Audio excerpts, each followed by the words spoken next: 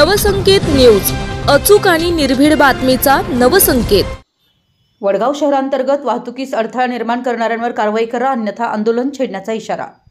पेठ वडगाव हे शहर खेड्यांची मुख्य बाजारपेठ असल्यानं व शाळा कॉलेजेस, राष्ट्रीयकृत बँका असल्यानं त्यातच ट्रॅक्टर ऊस वाहतूक चालू झाल्यानं शहरातील रहदारीत भरपूर वाढ झालेली आहे।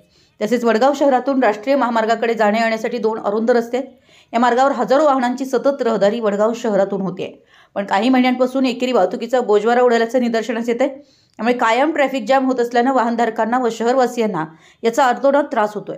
तसेच शहरातील मुख्य चौकात फेरीवाले, रस्त्यावरील फळ विक्रेते, भाजी विक्रेते वाहतुकीस अडथळे निर्माण करीत असल्याचं दिसतंय।